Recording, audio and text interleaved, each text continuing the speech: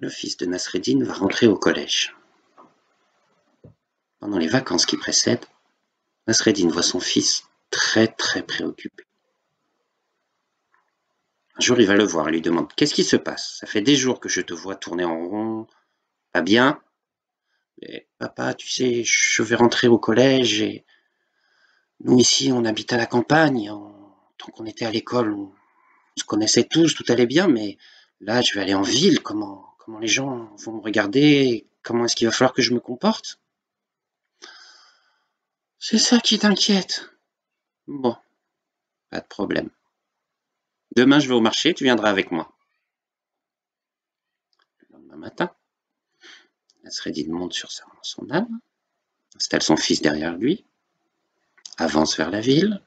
Un peu avant d'arriver dans la ville, il fait descendre son fils. Et ils passent tous les trois, Nasreddin, son fils et l'âne, devant un banc où sont toujours assis un paquet de vieux qui n'arrêtent pas de parler toute la journée. Quand il les voit passer, il y a un des vieux qui dit « Ah, regardez, lui, il est sur son âne et il laisse son fils marcher. Pff, vraiment, les pères aujourd'hui, c'est plus que c'était. » Nasreddin continue, bien tranquille. Il fait ses courses, rentre à la maison. Le lendemain, il emmène son fils au marché. Il s'arrête au même endroit. Là, c'est lui qui descend de l'âne. Passe devant les vieux, et il y a un vieux qui dit « Ah, vraiment, les jeunes, ils respectent plus rien. Regardez, le jeune, il est sur l'âne, et le père, qui marche à côté. Non, mais franchement. Ah là là, les jeunes. » Bon. Troisième jour, Nasreddin retourne au marché avec son fils.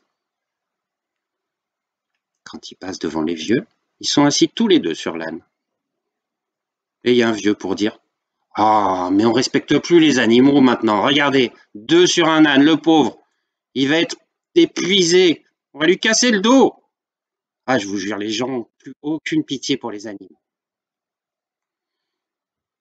Bon.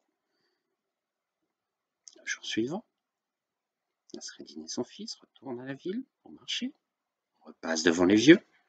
Ce coup-ci, ils sont tous les deux à marcher à côté de l'âne. Et là, oh, mais regardez ces idiots. Ils ont un âne et il faut qu'ils marchent à côté. Ah, mais vraiment, c'est pas malin ces deux-là. Hein. Bon. Dernier jour, Nasreddin et son fils vont en ville. Et juste avant le fameux banc, ils descendent de l'âne. Nasreddin prend l'âne sur son dos et son fils le tient par les pattes. Passe devant les vieux.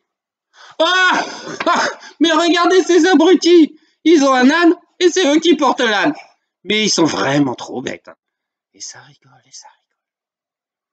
Bon, Nasreddin se dépêche de poser l'âne parce que ça pèse lourd. Là, il se retourne vers son fils et il dit « Tu vois, on a essayé de toutes les façons. Et il y avait toujours quelqu'un pour dire quelque chose. Alors t'inquiète pas mon fils, vis ta vie et t'embête pas avec ce que les autres vont penser. »